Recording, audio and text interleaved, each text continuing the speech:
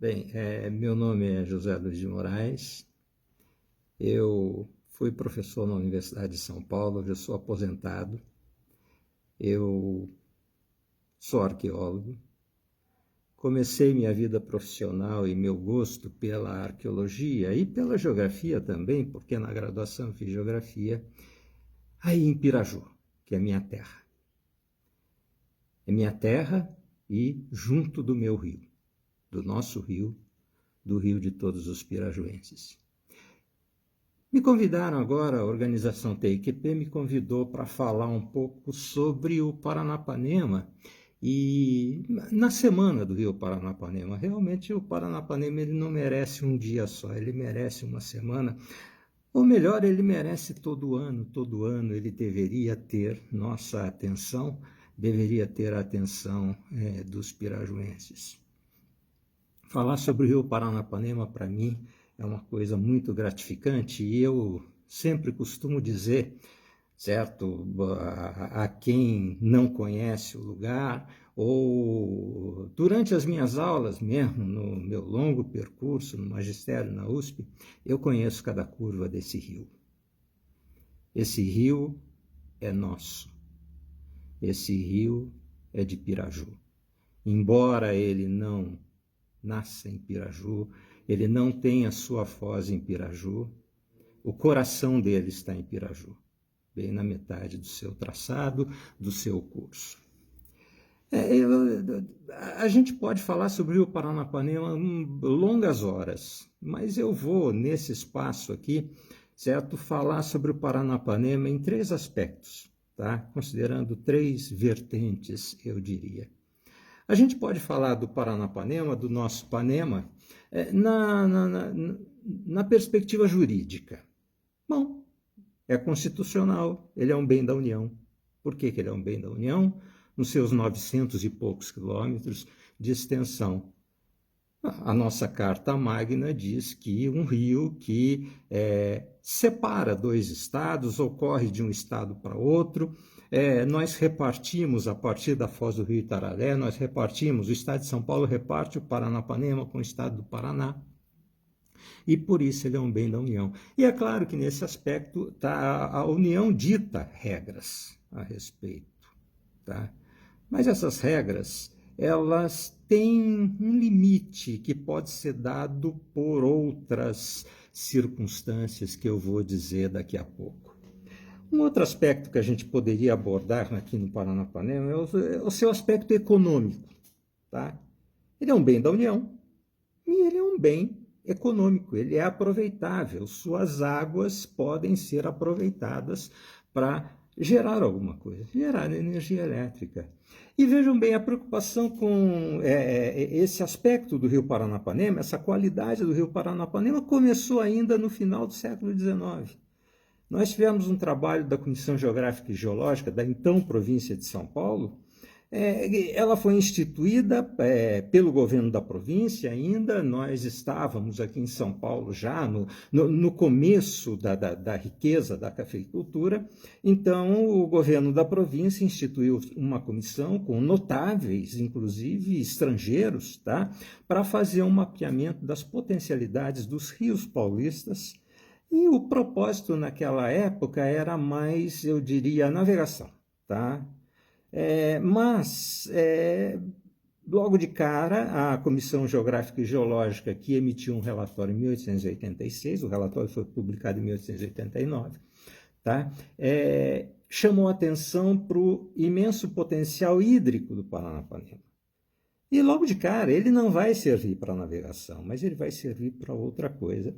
E essa outra coisa, ou seja, a geração de energia elétrica, ela recrudesceu a partir dos anos 50, quando então o governo de São Paulo fez um inventário da potencialidade das bacias hidrográficas do estado de São Paulo e o Paranapanema, claro, certamente incluído. E aí, nesta vertente econômica, nós ganhamos mais de 10 usinas hidrelétricas, tá? Que foram sendo construídas ao longo do tempo, há algumas pioneiras, algumas históricas, como a PCH Paranapanema, que está aí, né, na nossa cidade, tá? Mas o grande boom, a grande explosão foi a partir no final dos anos 50, com Salto Grande, tá? E chegamos nas últimas hidrelétricas, cuja última grande hidrelétrica foi a UHE Ourinhos, tá? Aí a jusante de Piraju, tá? Então o Paranapanema ele pode ser abordado nesses dois aspectos.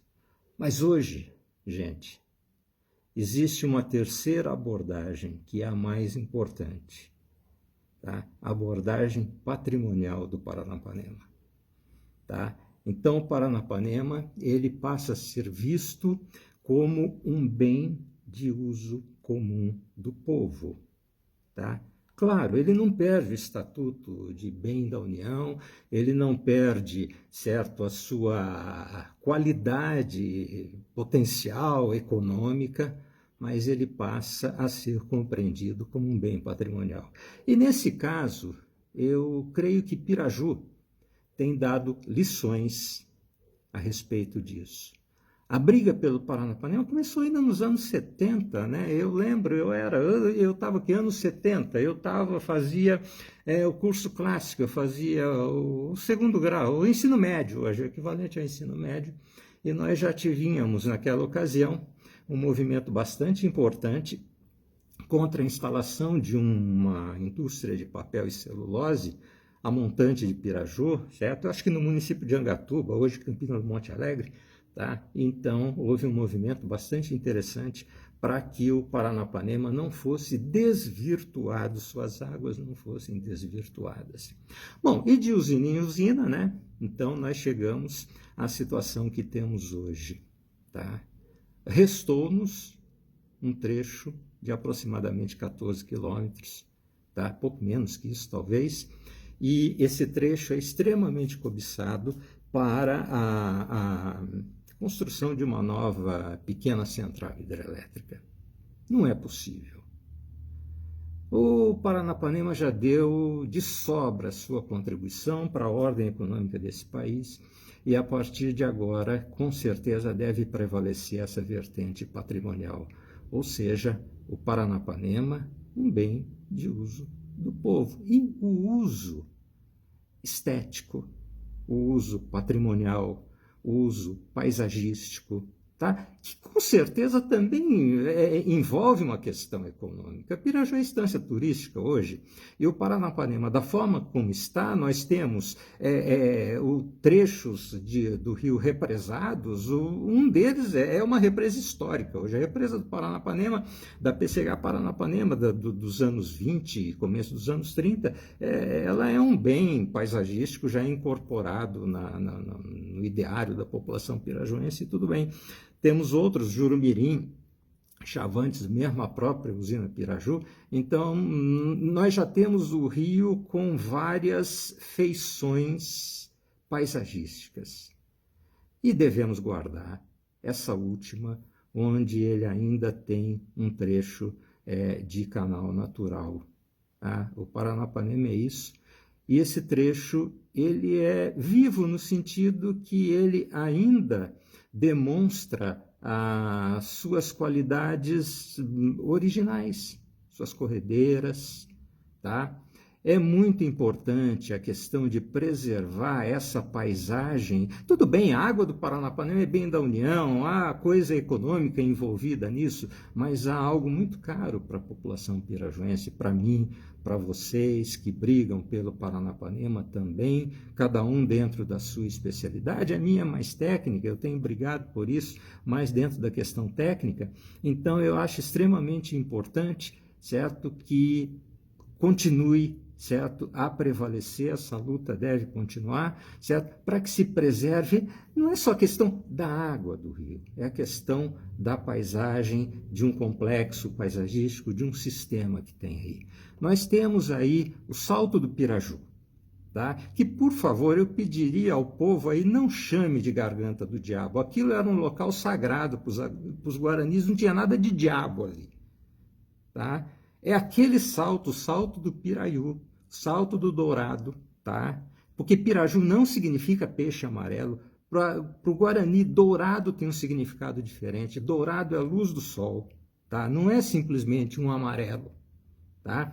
Então nós temos o Salto do Piraju, certo? Um local onde foi organizado um assentamento guarani ainda no final do século XIX, tá? Os guaranis que estavam em migrações messiânicas à procura da terra sem mal, e que esses guaranis conviveram, certo, com os primeiros poceiros que chegaram aí na região e fundaram a cidade, certo? A cidade, digamos, dentro de uma expansão da sociedade nacional. Tá? Então, manter as corredeiras, manter o Salto do Piraju, isso jamais deve ser negociado. Tá? Ele é o meu rio, ele é o nosso rio, ele é o rio de Piraju. Tá? Muito obrigado a todos. Tchau.